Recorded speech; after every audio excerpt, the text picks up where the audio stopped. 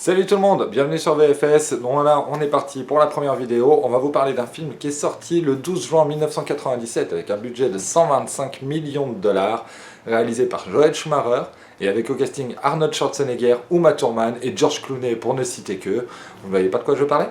Vraiment pas? Et ben top générique.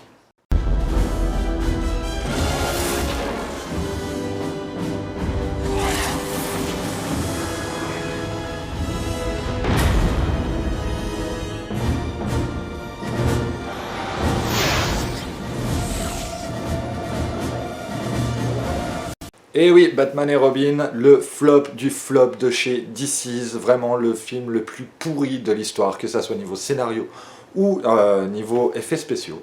Donc on s'est amusé un petit peu, on l'a regardé 4-5 fois, hein. Je peux vous dire que c'était un petit calvaire quand même. Hein. Du coup, on a extrait quelques petites scènes qu'on va vous montrer là, maintenant, tout de suite. Et on va faire une petite comparaison avec ce qui se faisait aussi à l'époque, et vous allez voir que c'est très très comique. On commence tout de suite avec cette scène d'ouverture du film. Je vous laisse admirer et apprécier la Batmobile.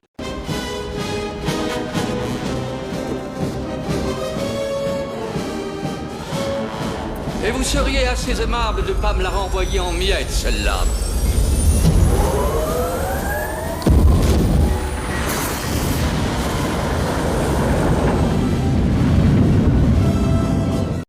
Retenez bien cette image de la Batmobile, on la reverra dans quelques petites secondes, juste après ceci, les résultats d'une enquête incroyable menée par Batman, le plus grand détective de tous les temps.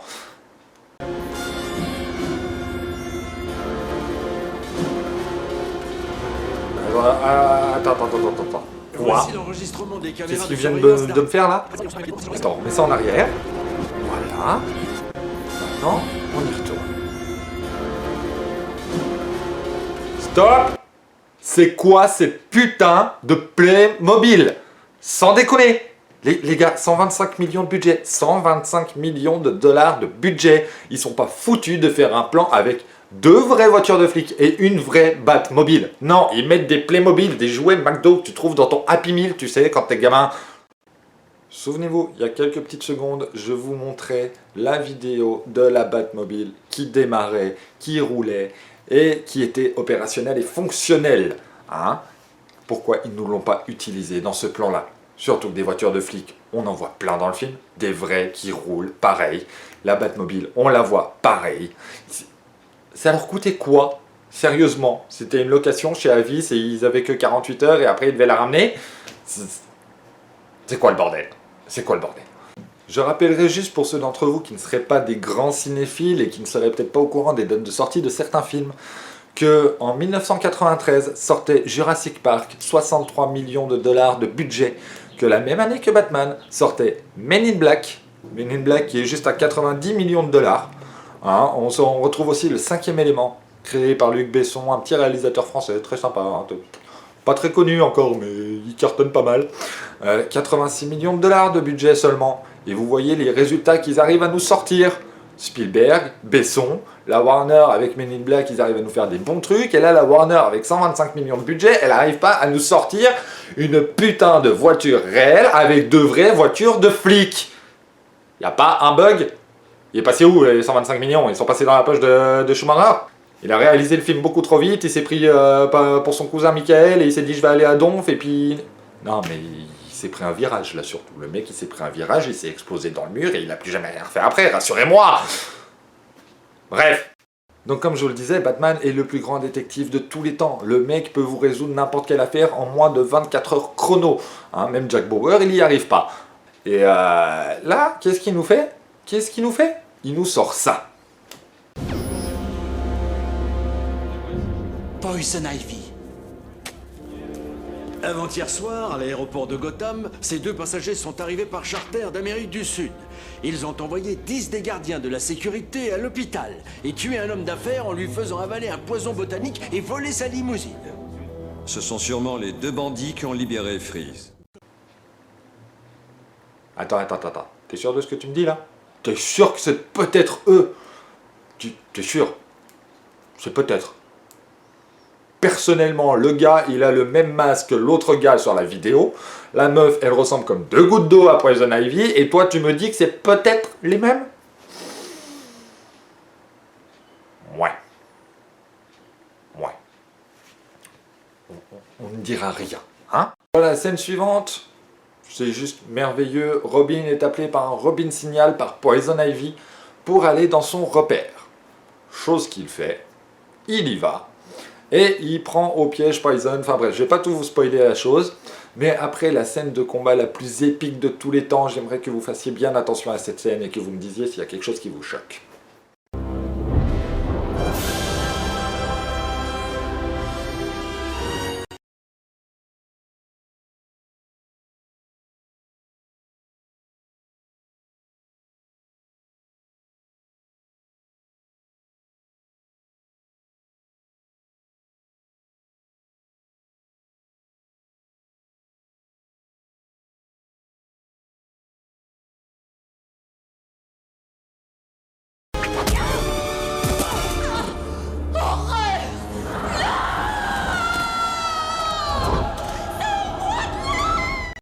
Attends, est-ce que Poison Ivy vient de se faire bouffer par la plante dans laquelle elle était cachée 3 minutes plus tôt?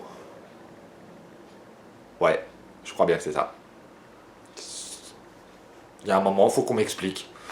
Poison Ivy est la reine, la déesse des plantes, hein, dans l'univers DC Comics. Et là, elle se fait bouffer par sa propre plante, qu'elle a créée, dans laquelle elle se cachait? Ouais. Bah, c'est un peu comme si Mario se faisait bouffer par la chasse d'eau quand il va dans un tuyau pour aller sauver la princesse Peach, quoi. C'est un peu pareil. C'est strictement inutile comme scène. Hein, ils auraient pu faire autre chose, la foutre KO complètement, ou je sais pas, moi.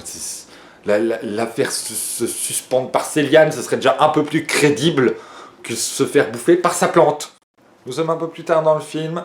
Batman, Batgirl et Robin se rendent dans le QG de Freeze, qui n'est autre que le télescope de Gotham, le nouveau télescope offert par Bruce Wayne à Gotham City, pour checker un peu les étoiles. Wow, c'est magnifique, c'est merveilleux, c'est sublime. Et que Freeze se sert pour geler la ville. Donc ils s'y rendent afin de l'en empêcher. Je vous laisse regarder et admirer cette belle scène.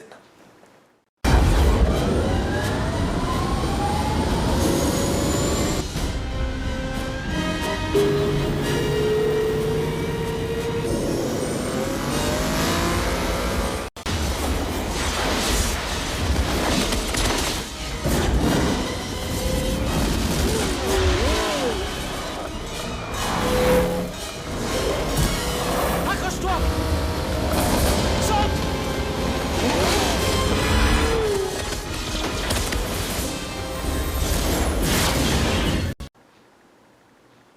Le retour des Playmobil. Eh ouais. Plan serré, les vrais véhicules qui avancent ou qui sont tirés par une remorque, peu importe.